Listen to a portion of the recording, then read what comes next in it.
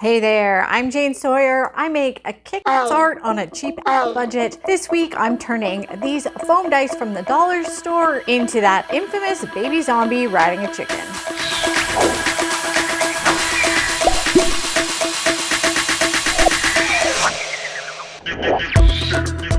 You might already know, but just in case you don't, this baby zombie riding a chicken is from the immensely popular Minecraft video game. Recently, with the release of the live-action Minecraft movie, the creature has become a viral meme after Jack Black's character delivers the infamous line in the film, "Chicken Jockey!"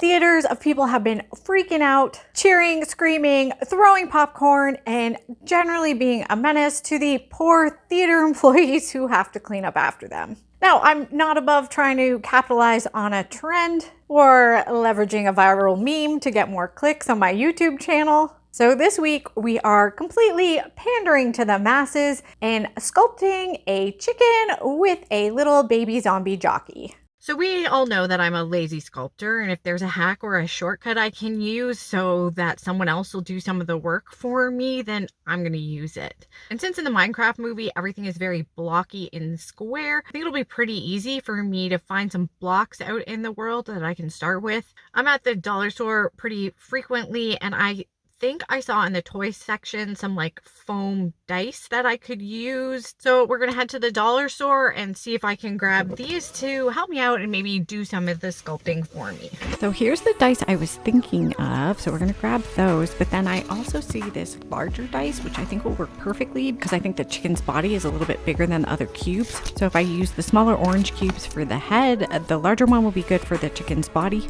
I'm also gonna grab this 4-pack here because this will be good to cut up if I need like extra pieces and stuff. And I don't want to buy too much, but it's good to have a little bit extra. So let's get started. I've got some reference images printed out and I'm bringing in my collection of foam dice.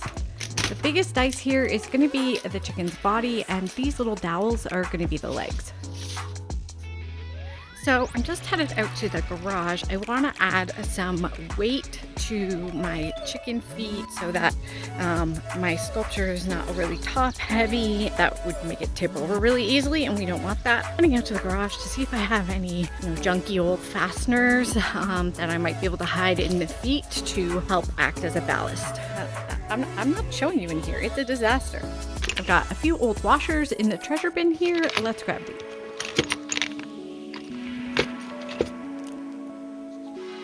I'm going to make the chicken's feet out of foam board, and I should be able to hide the washers inside. I'm tracing the washers onto my foam board and sketching the little chicken foot based on my reference image. I'm cutting out the foot with my craft knife and using that as a template to trace and cut the second foot.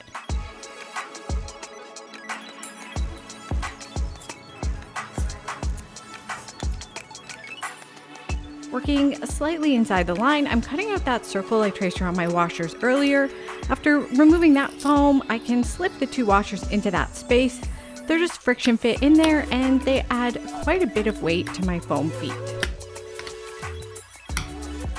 Of course, I'm repeating that on the second foot and then cutting a little circle out of foam to fill in the hole in the washer.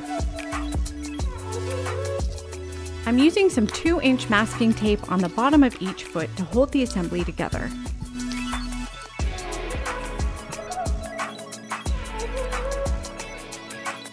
I thought the sculpture would look pretty boring if the chicken was just standing there with both feet flat on the ground. So I'm using this little wedge of foam to give the one foot a jaunty little tilt. I'm hoping this will make it look like our chicken is taking a step and bring a bit of visual movement to our sculpture. I'm gluing the other leg on at a bit of an angle for the same reason.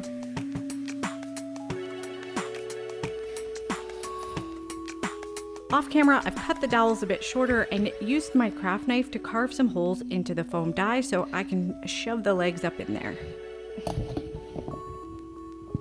I'm going to use this slightly smaller orange die as the chicken's head. It's going to sit right about here, but I'm cutting out a small notch so it can sit lower on the body a bit. Now this placement isn't quite right, but I haven't realized that yet. But for now, we're moving on to the beak. This green dye came from that extra 4-pack I'd grabbed. I cut out a small rectangle for the beak, but I want to round over these edges a little bit. These corners are a little sharp, so I'm gonna hit them with the coarse side of my nail file.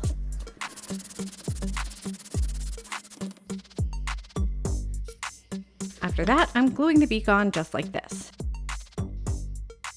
Now here's where I checked my reference image and realized that I need to cut some of the back of the chicken's head off and adjust this angle a bit. So I'll rip this poor chicken's head off and make those adjustments and stick it back on.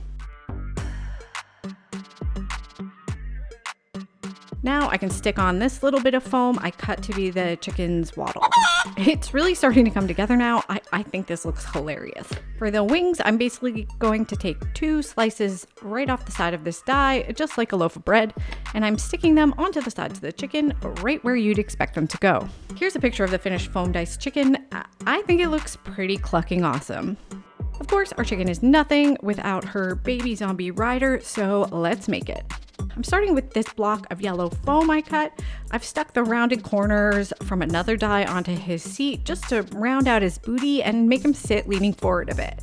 This leg is just another rectangular block cut at an angle. I'll glue that on, make a second one, and then check to make sure our jockey can sit on his chicken.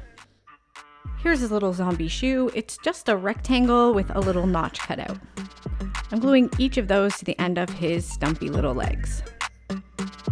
This is what I came up with for his arms. I had a hard time finding a good reference for what his arms should look like, so this is what we're going with.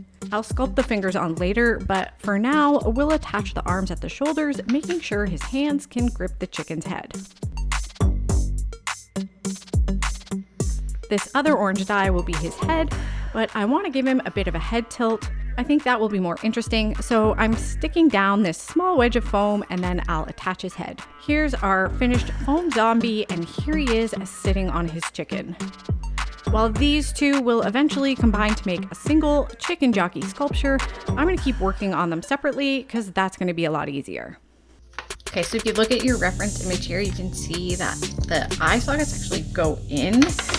So I should be carving indentations in where I'm going to put the eyes. I'm going to wait on that just because I want to make some little eyeballs, but I don't have those made yet. So I'm just going to move on and deal with that later. But for now, I'm going to cover these with a layer of paper mache. This is going to just lock everything together so I can work on these without worrying about like the hot glue snapping off or whatever. So let's do that. If this is your first video of mine, first, hi, I'm Jane. I share how to make kick-ass art on a cheap-ass budget. Second, I do a paper mache a little bit differently than your first grade teacher might have taught you. I have a video that summarizes my less mess paper mache process. It's got over 100,000 views. I'm very proud of it. And if you want to make projects like this, that vid is a great resource for you. Links in the description. The important thing to keep in mind if you're paper macheing something small like this is to work with teeny tiny bits of paper.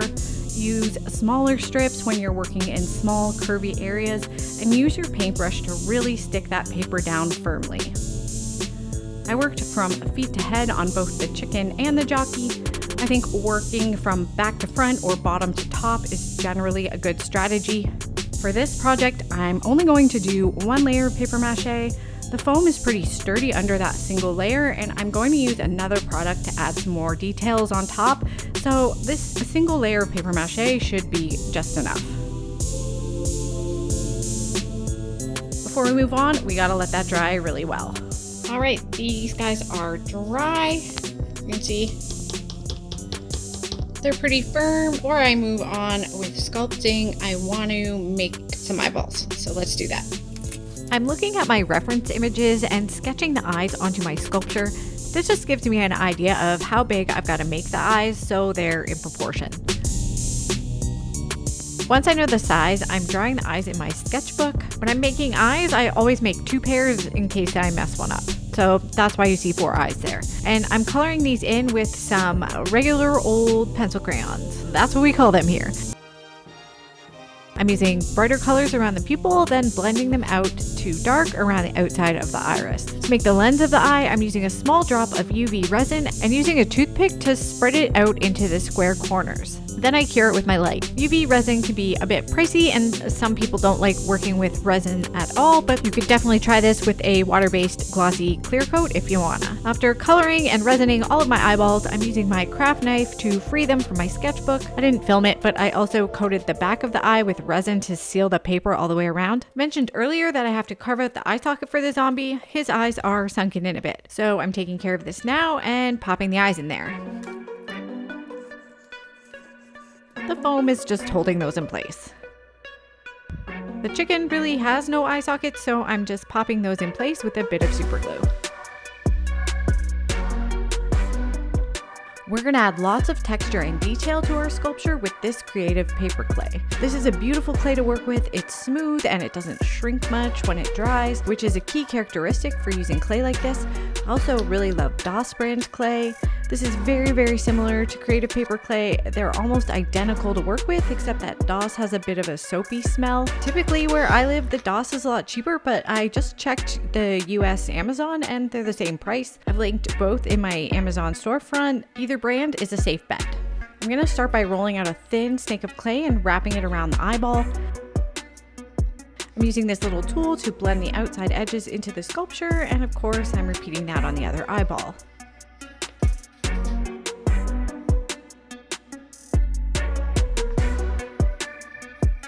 Next, we're rolling out a slightly fatter snake to divide the beak.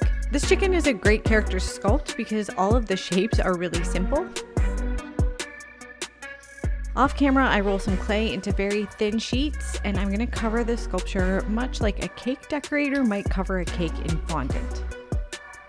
The clay is pretty forgiving, so you can cut, smooth, and squish it as you need to.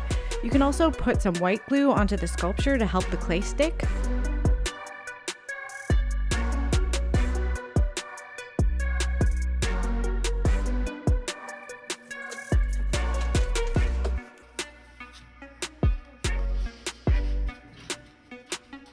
After covering both legs, I'll use another thin sheet of clay over each foot and blend all the seams together. When I'm using this technique, I really try not to use much water at all to smooth out the clay. Too much water can lead to cracking and very quickly can turn your project into a muddy mess. So no water is best, and a teeny tiny bit if you have to. Back up to the chicken's head, I'm gently pressing a sheet of clay onto the chicken's face to get an impression of where we need to cut out the space for the eyeballs. I don't have to be too accurate with this because, again, the clay is pretty forgiving, and I can use my sculpting tools to gently push the clay into any gaps.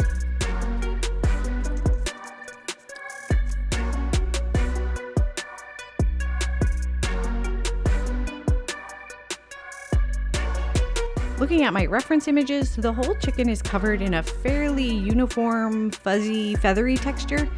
I'm just using the tip of my tool to push that texture into the clay. You've got to work a little bit quickly doing this so the clay doesn't dry out on you.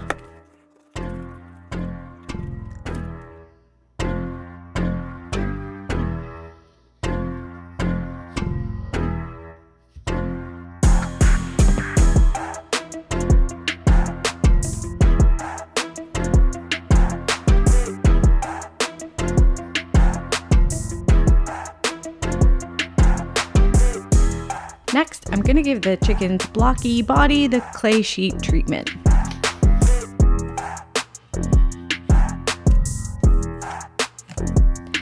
I'm gently working the clay over the wings,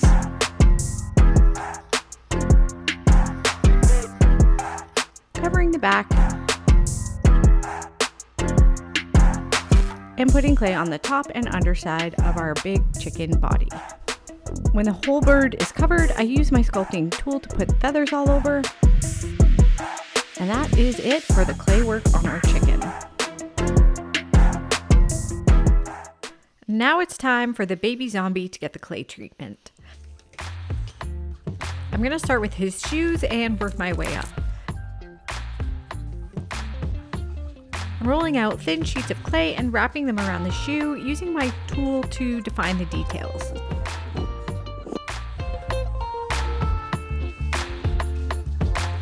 I'm using the grippy section of one of my sculpting tools to give the bottom of his shoe some treads. Next, I'll carve out a line to define the sole of the shoe. Forgive me for not being able to stay in frame to save my life, but I'm covering his legs with paper clay. On the reference image, his pants have some torn up little cuffs, so I'm gently tearing through a sheet of clay to get that nice torn edge effect. Then I'm cutting off a strip and wrapping it around his ankles to make that nice torn cuff. Using some small snakes of clay to make wrinkles and folds in his pants and blending them in with my tools so they look like they're a natural part of his pants fabric. I covered the top of his body with clay, and one of the clay sheets happened to form a nice little wrinkle at the bottom of his shirt, so I just went with it. He needs some sleeves on his t-shirt though, so I'm making those in much the same way as I made his pant cuffs. Next, I'm using a rough V-shaped sheet of clay to make the torn neck of his shirt. I also made some folds and wrinkles in his shirt with some little snakes of clay. I'm sticking some blocky fingers onto the ends of his arms, following that with a thumb, and blending those into the sculpture. I put the jockey onto the chicken to make sure he could grip her little head. And listen, these fingers look like dumb little sausages, but if you check out my reference images, the fingers look equally silly, so I don't feel bad about it. I quit here for the night and I wasn't able to get back to him for a couple days, so the clay on the body had all dried. There's a few bumps and imperfections in the clay that I'd like to take care of. This is just a really crappy dollar store nail file. I've cut the ends into little points so that I can use it to sand into really tight areas. One of the reasons I love this clay is because it's easy to sand and smooth when it's dried.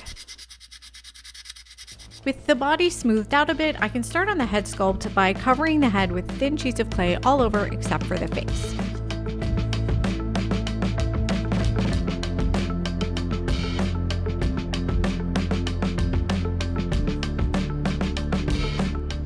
Now we're going to build this little guy a face. I'm putting this triangular bit over his mouth area and using a tool to poke in his zombie nose hole. I'm using a softer tool to sketch where his mouth will go.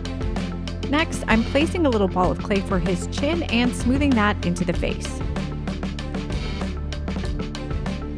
I'm using some snakes of clay to cover up that orange foam and sculpt some sunken eye sockets. Of course, I'm doing that on both eyes and blending it in a bit. I've created some teardrop shapes and I'm placing those on his face to make his chubby little baby zombie cheeks. I'm smoothing those into the rest of the face sculpt with my soft tools and my fingers. I've got to get some clay on his forehead, so I'm sticking on a little sheet of clay. Again, using my soft tools and checking my reference image, I'm sculpting in the forehead and brow wrinkles that give this little guy his sweet little zombie expression. I want to define his lips now. I'm placing a small trapezoid onto his face and blending out all but the base edge. That bottom edge will obviously be his top lip. The bottom lip is a trapezoid-ish polygon. I'm blending in all but the top edge of this bit of clay. The unblended edge, as you can see, is his bottom lip. Next, I'm going to slap on some ears. These are some discs of clay. I use the side of my knife to spread the edge of the ear into the face like peanut butter, and then I can go in and roughly sculpt in some details. I don't know, there's only so much effort I can put into making ears. Does anybody care about ears? Let me know in the comments if you hate these ears. At this point, I'm going to take a break and let him firm up a bit. I still have to sculpt the hair, but I really like this face right now and I don't want to risk squishing it. While that's drying, I want to bring you a word from my website, janesawyermakes.com. I've worked really hard to make this site a great resource for you. You can find written articles for all my tutorials, free templates, fun t-shirts for crafters, and lots more. You should definitely check it out at janesawyermakes.com or search for Jane Sawyer Makes. It should be the first thing that pops up. All right, back to our project. Okay, the face isn't squishy anymore, so let's go ahead and sculpt the hair. Firstly, I've got to get some clay on his head, so you guessed it, I'm slapping some white glue on there and throwing on some sheets of clay. I've of course looked at my reference image to see where his hairline should be. You might notice a faint red line sketched on his skull there. That's just my guideline for where his hair should go. I'm I'm using the side of my knife to smooth out the clay and carve off any excess. I don't have to be too finicky here. This is going to be texturized later, so it doesn't matter if it's perfectly smooth. In fact, I don't want his hair to look like a helmet, so I'm squishing on a few little pinches of clay to create tendrils of hair while still maintaining the signature blockiness of his head. I'm using this soft rubber tool to simultaneously blend in tendrils and carve some texture into the sheets of clay we placed earlier.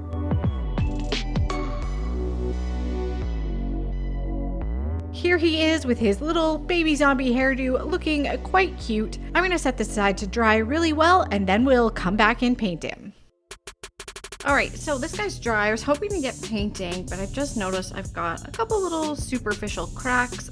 That's pretty normal for working with clay, like as a skin, like I'm doing here. One way to avoid this is to let your project dry out really slowly. I mistakenly had put this in a sunny window yesterday. Obviously, I'm anxious to get painting this guy. And I think my being overzealous and trying to speed up the drying process is what caused these. No big deal. I'm just gonna go ahead and patch these with a little bit of clay, and then I should be able to move on to painting after those patches dry later this afternoon.